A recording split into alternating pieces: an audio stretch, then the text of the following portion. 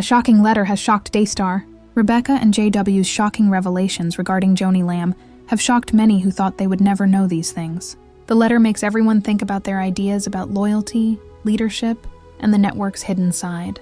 As the information circulates, more questions arise. What exactly was not made public? And how bad is the fallout? The argument is just getting started. The letter from Rebecca Lamb and her husband Jonathan Weiss shook up the Daystar tale. For years, Joni Lamb has been presenting the world a clean, confident story.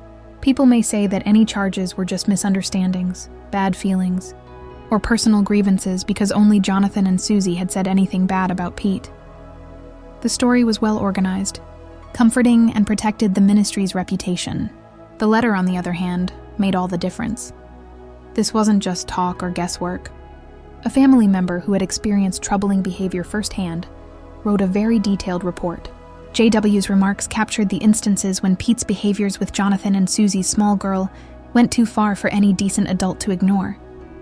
Affectionate gestures and physical contact seemed harmless at first, but they were actually very concerning in this situation. The writer's name was more important than the details of the letter. JW was not an alien or a distant relative. He was a member of the inner circle because he was married to Joanne's daughter. He had seen the same family dynamics and been in the same rooms at the same occasions. His findings showed that more than 2 people were talking about these problems. A lot of the family's witnesses said that they were worried about what Pete did.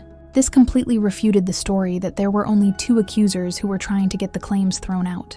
The story Joni had used to defend Pete in the ministry suddenly stopped working. The letter also made it clear that there was a difference between what people knew privately and what they said publicly. Joni has always told viewers that there was no proof against Pete, and that any questions were either theatrical or unfair doubt. In the meantime, there was clear proof of bad behavior in the household. There was no doubt in JW's letter. It has information that paints a far different picture than what was shown to millions of people. It turned become.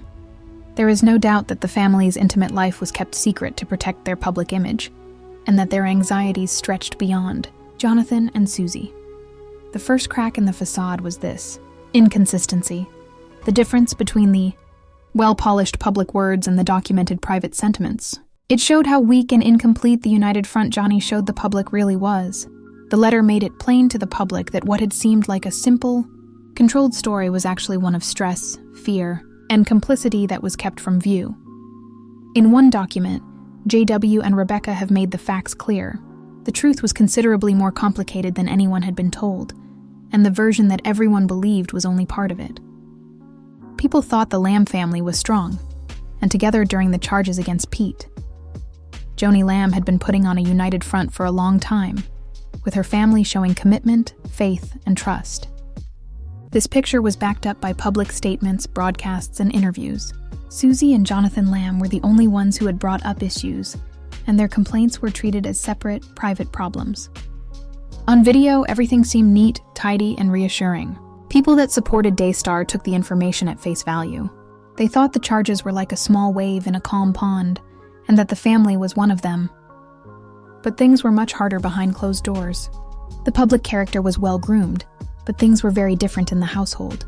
People in the Lamb home we're talking about disputed this story from the start. Rebecca Lamb and her husband, Jonathan Weiss, were 2 among them. They weren't just passive observers of what happened. They have seen bad behavior with their own eyes. Multiple sources suggest that Pete's interaction with Jonathan and Susie's little daughter created considerable distress for Rebecca and JW. It wasn't a vague worry. Because of how much misery they were in, they had to do something, even if it was just in private. They promised Jonathan and Susie that they would help them out if things got out of hand, even if it meant going to court.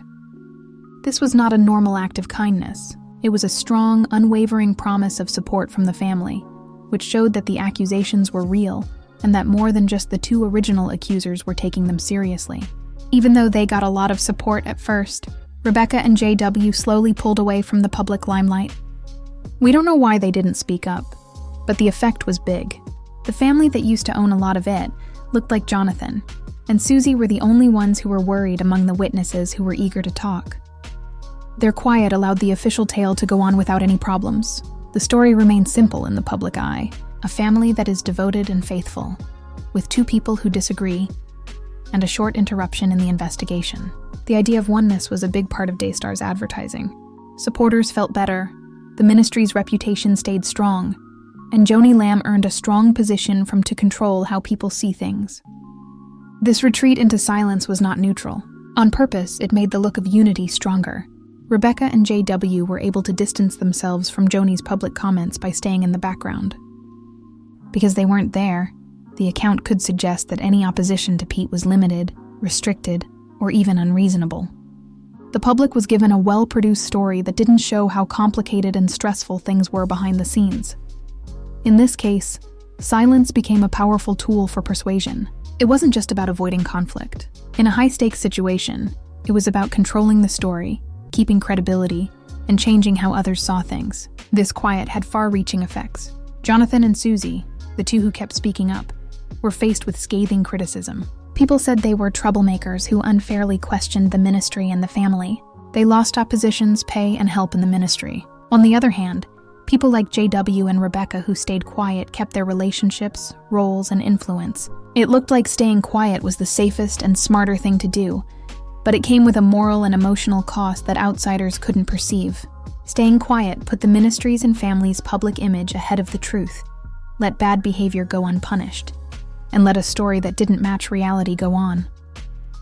This silence finally had an influence on others outside of the family. People who supported the United Front were tricked.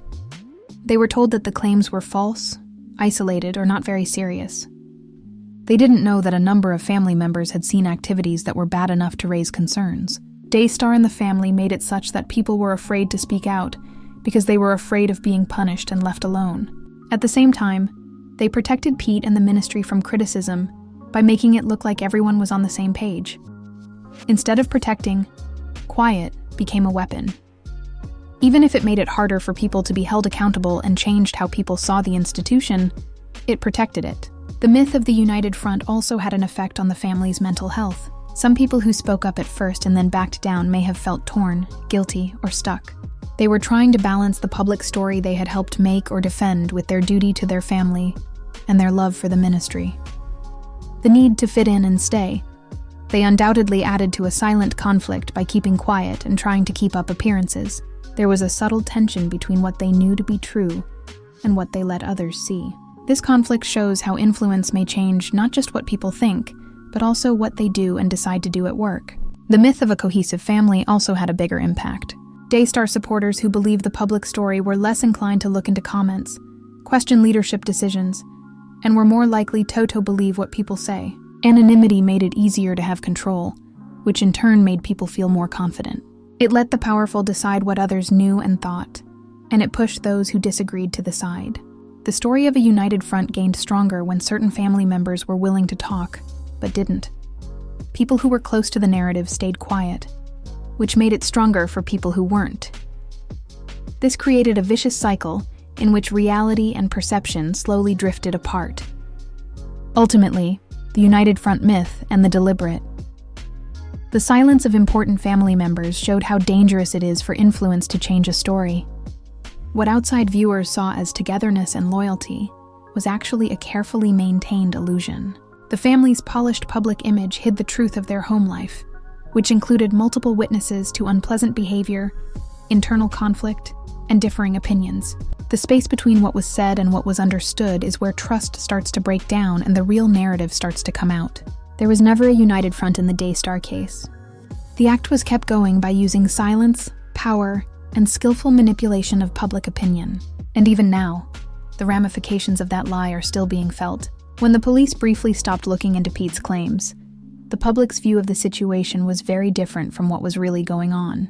Daystar, and especially Joni Lamb, took the chance to come up with a story that would protect the ministry's reputation and prove Pete's innocence. On TV, In the Stop was shown in interviews and in public comments as proof that the claims were false. The audience was told to believe that Pete had been entirely helpful, that he had answered all of the questions, and that the delay was a sign that God was happy with what was going on. Advocates hailed the halt as a victory, a time when their opinions were proven correct. The ministry and the family were both against false claims, and the accusations had no basis. But the truth was a lot more hard. Law enforcement put off the investigation not because Pete was innocent or the claims were false, but because the young person at the center of the case was emotionally fragile. Officials admitted that forcing someone to testify at that time could have caused serious trauma. The probe wasn't concluded. It was basically placed on hold. No one ever told the public about this important aspect.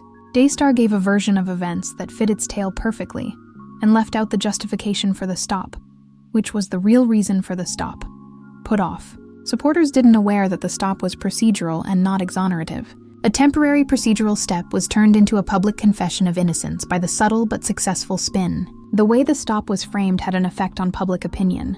For a lot of people, the probe not moving seemed to back up what Joni had been saying all along. Jonathan and Susie were the only ones who expressed concerns, and they were blown out of proportion. The Daystar message said that if there was sufficient proof, the police would have acted quickly by shortening the text and leaving out vital information. The network touted the fact that there was no prosecution as proof of innocence. This was a planned relocation. The pause developed into a shield that kept Pete safe. How the public sees the family and the ministry.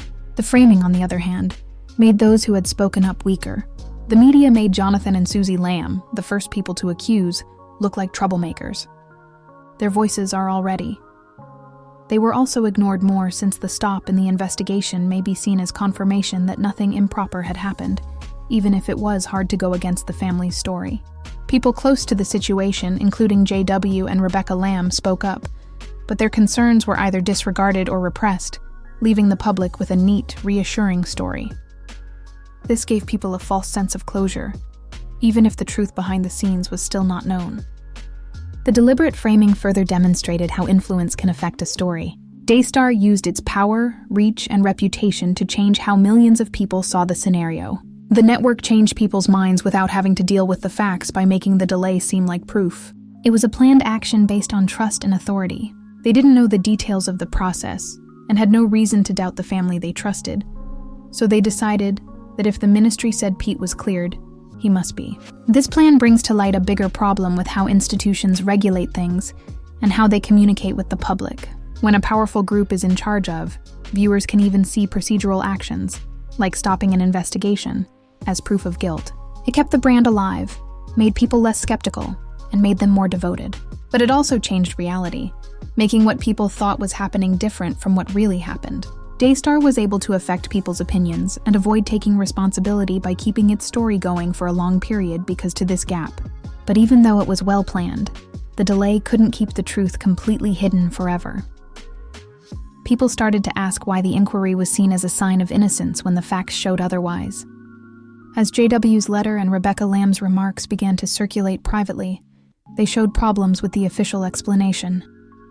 As more material came to light, it became evident that the public tale was carefully chosen, packaged, and meant to protect the ministry, rather than give viewers all the facts. The way the inquiry pause is set up illustrates how influence, power, and selective communication can all change how people see things. When a brief procedural step was transformed into a public statement of innocence, millions of people were deceived, and dissenting voices within the family were repressed. It highlights how easy it is for the people to change their minds when vital information is made public, and how stories may be changed when information is kept secret. This strategic framing was a turning moment for Daystar. It made the first accusers look bad, kept the look of togetherness, and kept the ministry from getting too much attention. Even if the truth was just below the surface, waiting for the right time to come out. The interruption turned out to be more than just a delay in the process. It became a tool for controlling the story. A lesson in how selective communication and influence can change how people see things. And a sobering reminder that what people think isn't necessarily right. Daystar changed timing, omission, and silence into powerful tools of influence by making a short pause seem like proof of innocence. This changed the story in ways that would take years to fully show. The narrative of Daystar, the Lamb family, and the accusations against Pete didn't end with a delayed inquiry and a well-written public statement. The effects of moral compromise, silence, and influence were much bigger than what was seen on the screen. There were many choices, threats, and intentional omissions that had long-lasting impacts on the ministry, the family, and the public's trust. Influence is the quiet, almost invisible power that changes behavior without threats or direct instructions. Daystar wasn't just a church for families. It was a big media company with strong ties to politicians, religious leaders, pastors, and donors. In that ecosystem, speaking up came with a big price. People who worked there, family members and friends, knew that one mistake may cost them their jobs, money, and social standing. The same power that encouraged faith and devotion also worked as a hidden form of control, affecting people's choices through fear, anticipation, and the comprehending what is at risk. Jonathan and Susie Lamb felt this weight right away. They wouldn't stay quiet when they saw things that they thought were bad for their daughter. They were punished right away for being accused of lying, making things up, and betraying the ministry. They lost their friends, their jobs at Daystar, and their money, because they were willing to talk. They were cut off from others, and had to cope with criticism primarily on their own. Rebecca Lamb and her husband, Jonathan Weiss, who were the first to notice and document the scary behavior, stayed quiet.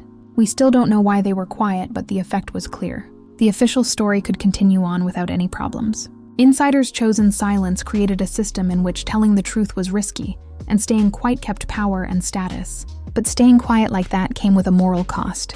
Choosing to hold back, even if it was out of love or fear, important information had to have consequences. JW's letter, which included first-hand details of behavior that went beyond what was permitted, was never reported to the police or put on the official record. Without it, the ministry could maintain denying any misconduct, reject the first claims, and protect its good name. But those who stayed quiet had something weighing on their minds. The knowledge that the public had been lied to, that the truth had been hidden, and that a child's voice had been muted. That awareness soon became a burden, a silent tension that can persist for years and affect decisions and moral character. Daystar and the Lamb family not only protected individuals, but they also changed the story. The ministry used narrative control to change how people thought about what transpired. People who could have had concerns were swiftly labeled as troublemakers or biased outsiders, while supporters who believed Joni Lamb's claims didn't need to question the account. The understanding of the public was carefully picked within the limits of the ministry's power and scope. In this case, influence was a way to control how people saw things. It wasn't about lies in the usual way. It talked about strategic communication, omission, and framing. Daystar carefully chose what to share and what to keep secret so that the public could see that they were unified, skilled, and moral. They did this by keeping the details of the issue hidden behind closed doors. Silence and influence came together to make a strong cycle of reinforcement.